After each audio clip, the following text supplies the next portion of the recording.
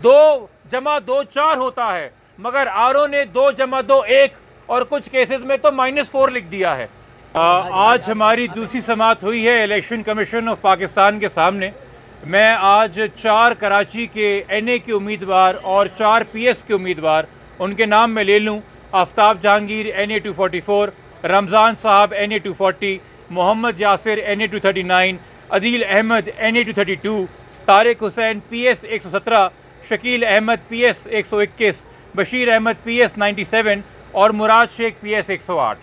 हमारी पिछली समाअत के बाद इलेक्शन कमीशन ने तमाम आरओज़ को कहा था कि अपनी एक कॉम्प्रिहेंसिव रिपोर्ट जमा करा दीजिए जो आपके हवाले से इल्ज़ामात लगे हैं। तो आज जब समाअत हुई, मैंने सबसे पहले दरख्वास्त की इलेक्शन कमीशन से कि हजूर हमें ज़रा वो रिपोर्ट तो दिखाइए जो आरओ ने भेजी है। तो एक के बाद एक हम जो 8 कैंडिडेट्स के लिए आए थे, हमने 8 रिपोर्टें देखी तो पता ये चला कि कराची के अंदर सिर्फ एक आरओ ने ही रिपोर्ट बनाई थी।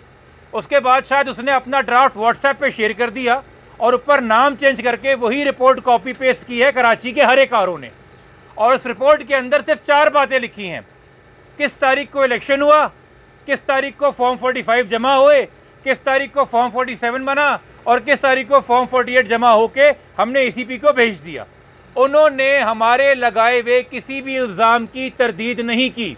हमने ये ईसीपी से पूछा कि आप हमें क्यों बार बार कह रहे हैं कि हमें ट्राइब्यूनल जाना चाहिए, इस मामले में तो बड़ी फैक्चुअल इंक्वायरी होगी, इसमें तो बड़ी छानबीन होगी। छानबीन तो तब होती अगर कोई आरओ उठ के कहता कि यासिर साहब का फॉर्म 45 झूठा है और मेरा सच्चा है, या अदील साहब का फॉर्म 45 झूठा है मेरा सच्चा है, या तारिक साहब का रिकॉर्ड झूठा और मेरा सच्चा है। चूँकि यही इल्ज़ाम लगा रहे हैं वो लोग जिनको नोटिफाई किया गया है बतौर विनिंग कैंडिडेट कि जी ये जो पीटीआई के उम्मीदवार हैं ये जाली फॉर्म 45 लेके घूम रहे हैं। मगर मजाल है कि एक आरओ ने एक भी फॉर्म 45 अपने रिकॉर्ड से सामने ईसीपी के आज रखा हो, तो जवाब है कि नहीं रखा। हमने पूछा हमारे किसी एक भी फॉर्म 45 के ऊपर उंगली उठाई है, तो जवाब है कि नहीं उठाई है। तो फिर हमने ईसीपी से कहा कि फिर फैक्चुअल इंक्वायरी क्या चाहिए, मामला तो आपके सामने है। वो एक तरीके से अपनी गलती तस्लीम कर रहे हैं कि तो ये सिंपल टैबुलेशन तो on the record, on the face of the record है, इसके अंदर कोई ट्रायल की ज़रूरत नहीं है। और हमने दोबारा बताया ईसीपी को कि खुदारा अपना ये बर्डन जो एग्जेक्टिव के मुलाजमीन ने आप पे डाला है, चूँकि ये डीआरओज़ और ये आरओज़ ये एग्जेक्टिव के मुलाजिम थे जिन्होंने अपनी काली करतूत की वजह से जो इल्ज़ाम लगा दिए, जो दाग लगा दिए, जो बदनुमा कर दिया दामन, दागदार कर दिया दामन, वो ईसीपी का किया है। तो ईसीपी दोबारा ये रिकॉर्ड सारा का सारा आरओ को भेजे और किसी एक तारीख में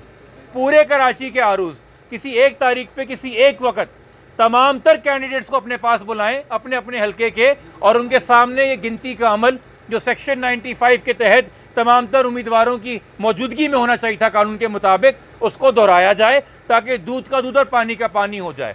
हमारी ईसीपी से यही दरख्वास्त थी कि खुदारा के जो बोझ आप पे डाला गया है ये वापस आरओ को लौटाओ, और जब कोई आरओ इस पोजीशन में नहीं है कि हमारे किसी लगाए हुए इल्ज़ाम की तरदीद कर दे, तो आपको भी इस आरओ को डिफेंड करके अपने आप को मज़ीद मुतनाज़ा करने की ज़रूरत नहीं है। इस हवाले से हमने उनको सुप्रीम कोर्ट की नज़ीरें भी दी, हाई कोर्ट की नज़ीरें भी दी और उनका अपना रिकॉर्ड उनके सामने रखा। हम उम्मीद यही कर सकते हैं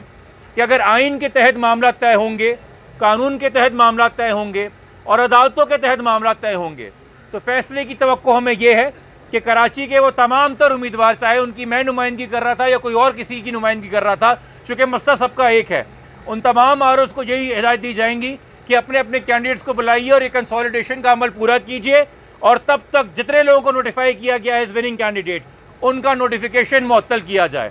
हम इस उम्मीद के साथ ही ईसीपी से जा रहे हैं कि हमें जब खबर यहाँ से आएगी तो खैर की खबर आएगी, वरना जो ऑलरेडी एक माहौल बना है, एक फ़िज़ा बनी है पाकिस्तान में, ख़ास तौर पे कमिश्नर रावलपिंडी के इल्ज़ाम के साथ, जो फ़िलहाल तो हवा में ही इल्ज़ाम है, मगर अगर ईसीपी ने अपने दामन से दाग नहीं धोए और सही फ़ैसला नहीं लिया तो उन इल्ज़ाम को